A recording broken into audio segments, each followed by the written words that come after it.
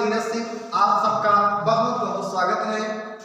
Lecture होगा 10वां, chapter का नाम है रेडियो एक्टिविटी इंटरमीडिएट। जैसा कि आप लोग जानते हैं, राही को मंजिल आसान नहीं होती है। कछुआ एवं खरगोश की कहानी सुने ही होंगे। जीतता कौन है?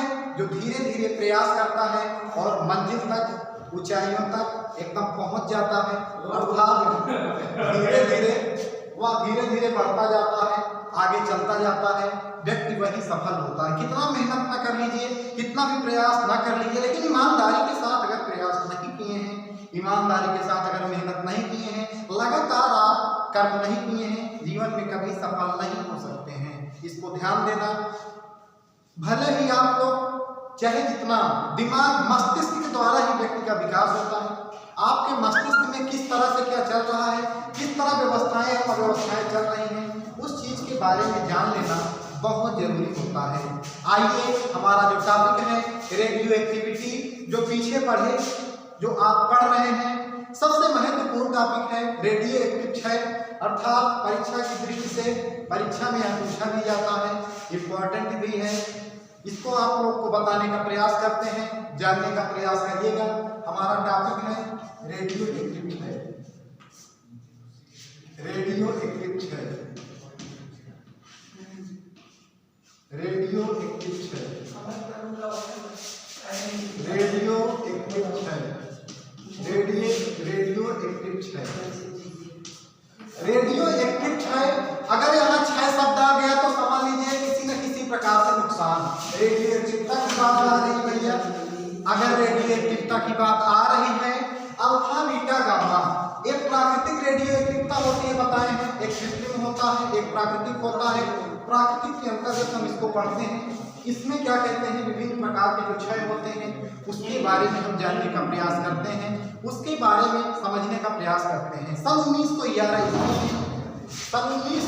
ईस्वी में अर्नेस्ट रदरफोर्ड ने जब नाभिक की खोज की थी, तो उस समय क्या कहते हैं, जब नाभिक की खोज की थी, व्यवस्थाएं उतनी अच्छी न, कोई चीज व्यवस्थित थी न, किसी प्रकार के बारे में बहुत ज्यादा जानकारी हुई थी। विभिन्न प्रकार के जो वैज्ञानिक थे उसके बारे में प्रयोग कर रहे थे, अन्य चीजों के बारे में जान रहे थे। रेडियो एक्टिव 6 के बारे में हम पढ़ रहे हैं। रेडियो एक्टिव 6 क्या होता है? जब किसी रेडियो एक्टिव तत्व का, मान लिया, या हम कह सकते हैं, मान लिया किसी रेडियो एक्टिव तत्व का परमाणु क्रमांक Z है, परमाणु क्रमांक Z है तथा द्रव्यमान संख्या A है। मान लीजिए किसी रेडियो एक्टिव तत्व का परमाणु क्रमांक Z है तथा द्रव्यमान संख्या A है, तो उसमें जो विभिन्न अभिक्रियाओं द्वारा या विभिन्न माध्यमों द्वारा रेडियो एक्टिव क्षय होता है, उसके बारे में हम अध्ययन करते हैं। पहला होता है अल्फा क्षय, दूसरा बीटा क्षय, और तीसरा जो होता है वह गामा क्षय होता है। हम एक एक करके आप लोग को अच्छे से समझाने का प्रयास कर रहे हैं। अच्छे से समझिएगा, जानिएगा अल्फा क्षय क्या होता है। अल्फा क्षय क्या होता है? जब किसी नाभिक में अल्फा कण उत्सर्जित होता है, जब किसी नाभिक में अल्फा कण उत्सर्जित होता है, तो उसकी जो द्रव्यमान संख्या होती है, जो परमाणु क्रमांक Z होता है, वह 2 कम हो जाता है, और जो द्रव्यमान संख्या A होती है वह 4 कम हो जाती है। अर्थात पित्र नाभिक जो होता है वो -2 हो जाता है, 2 कम हो गई, निश्चित रूप से -2 हो जाएगा, और जो द्रव्यमान संख्या A होती है वह 4 कम हो जाती है। अर्थात यह इसलिए होता है क्योंकि हम आप लोगों को प्रयोग द्वारा बता रहे थे, ये अल्फा जो होते हैं, अल्फा किरणें जो होती हैं, यह ऋण प्लेट की ओर मुड़ जाती हैं। इसको लिख दे रहे हैं, समझ लीजिए। जब किसी नाभिक में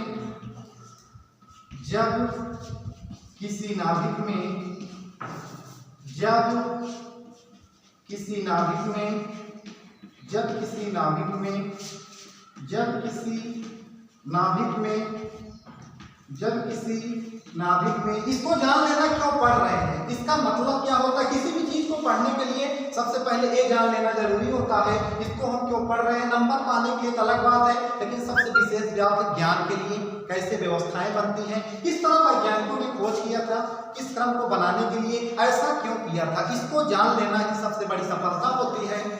इस चीज को समझ लेना ही सबसे बड़ी महानता होती है। जब किसी नाभिक में अल्फा कण उत्सर्जित होते हैं, जब किसी नाभिक में अल्फा कण उत्सर्जित होते हैं, जो परमाणु क्रमांक जेड होता है भैया, यहाँ पे 2 कम हो जाता है। परमाणु क्रमांक जेड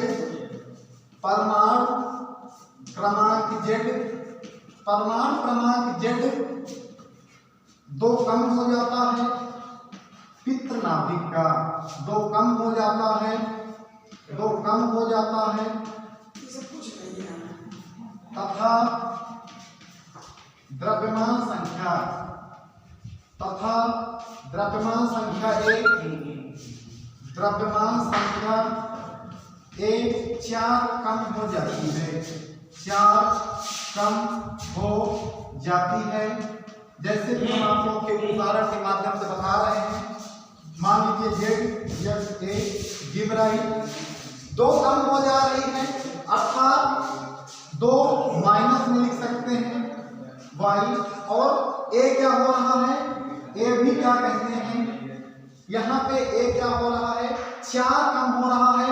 एक परमाणु क्रमांक Z है, परमाणु क्रमांक हमेशा नीचे लिखा जाता है और उसकी जो संख्या होती है उसको ऊपर लिखते हैं। जो इसके ऊपर होगा एक द्रव्यमान संख्या A से प्रदर्शित करते हैं, 4 कम हो जाती है। गिबराइट यह हीलियम के नाभिक होते हैं। अल्फा कण जो होता है हीलियम का नाभिक होता है, +2 हीलियम 4, हीलियम का परमाणु क्रमांक 2 होता है तथा इसका जो द्रव्यमान संख्या होती है 4 होती है। यह कह सकते हैं 92 uranium 238 plus 90 thorium 234 plus 2 helium 4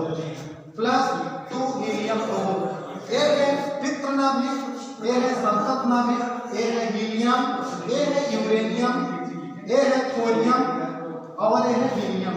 इसके बारे में आप लोग समझ गए होंगे। आइए बीटा क्षय के बारे में जानते हैं। ज्यादा कुछ है नहीं, इसी में हम आप लोग को संशोधित कर दे रहे हैं, समझ लेंगे। क्योंकि आप लोग समझदार हैं, इंटरमीडिएट के बच्चे काफी समझदार हो जाते हैं। समझने का प्रयास करिए, कोई भी चीज कठिन नहीं होती है, इसको जानते रहिए। इसी में हम आप लोगों को परिवर्तित कर देंगे। जब किसी नाभिक में अल्फा की जगह बीटा कण, जब किसी नाभिक में बीटा कण उत्सर्जित होते हैं, परमाणु क्रमांक Z जो यहाँ पे परमाणु क्रमांक Z 1 अधिक हो जाता है, 1 अधिक हो जाता है। ऐसा इसलिए होता है क्योंकि ये धन प्लेट की ओर मुड़ जाती है तथा द्रव्यमान संख्या जो यहाँ पे 4 कम हो रही है, जो द्रव्यमान संख्या 4 कम हो रही है, यहाँ पे किसी भी प्रकार से इसमें परिवर्तन नहीं होता है। द्रव्यमान संख्या बदलती नहीं है, अर्थात इसमें किसी प्रकार का लिख सकते हैं परिवर्तन नहीं होता है, परिवर्तन नहीं होता है। यहाँ पे हम बीटा क्षय कर दे रहे हैं, अब ये बीटा क्षय हो गया, परिवर्तन नहीं होता है। यहाँ पे एक उदाहरण में जैसे यहाँ पे लिखे हैं ZX से, उसके बाद इसमें 1 प्लस और यहाँ पे किसी प्रकार से कुछ हुआ नहीं, यहाँ पे A लिख दिए और ये निगेटिव होता है, ऋण 1 इलेक्ट्रॉन 0 प्लस B बार। ध्यान दीजिए यह तीव्रगामी इलेक्ट्रॉन होता है, इसीलिए यह निगेटिव होता है। 90 थोरियम 234, यहाँ पे लिखे 90 थोरियम 234, 91 प्रोटियम 236 प्लस 1 इलेक्ट्रॉन इसमें भी, इसमें क्या हो रहा है, यह निगेटिव है प्लस B बार। यह बीटा क्षय हो गया। किसी भी प्रकार का कोई परिवर्तन इसमें एक, जब किसी नाभिक में बीटा कण उत्सर्जित होते हैं, परमाणु क्रमांक 2 जो होता है, परमाणु क्रमांक जो होता है अधिक हो जाता है तथा द्रव्यमान संख्या में परिवर्तन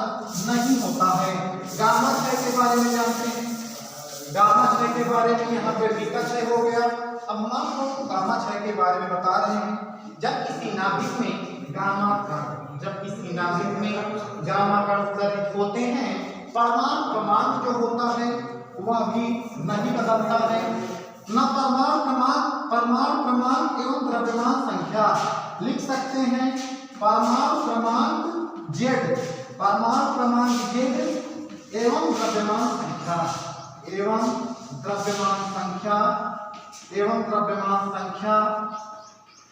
में परिवर्तन नहीं होता है। द्रव्यमान संख्या में परिवर्तन नहीं होता है। एक चीज ये ध्यान दीजिए, जीरो न्यूट्रल एक प्रकार का उदासीन भी होता है। न्यूट्रल एक चीज और ध्यान दीजिए, उदासीन का मतलब होता है किसी भी व्यक्ति, कोई व्यक्ति उदासीन को हम उदासीन कह सकते हैं। कोई व्यक्ति सामान्य कक्षा का कोई भी बालक हो जो क्या कहते हैं, न पढ़ने में किसी काम का होता है, न किसी अन्य प्रकार से भी दुष्ट भी नहीं होता है, उसको हम उदासीन बोल सकते हैं, न्यूट्रल बोल सकते हैं, अर्थात उसको हम शून्य कह सकते हैं। ऐसा इसलिए होता है क्योंकि वह ना पॉजिटिव भी होता है और वह ना निगेटिव भी होता है। आप लोग जानते हैं, उदासीन कह सकते हैं। इसी प्रकार से उदासीन का मतलब उसमें किसी प्रकार से, जिसे हम मंद बुद्धि का बालक कहते हैं, पिछड़ा बालक कह सकते हैं या मंद बुद्धि का बालक कहते हैं, उसमें किसी भी प्रकार का परिवर्तन नहीं होता है। जैसे इसमें भी कोई परिवर्तन नहीं हो रहा है, अर्थात हम कह सकते हैं कि Z X A give right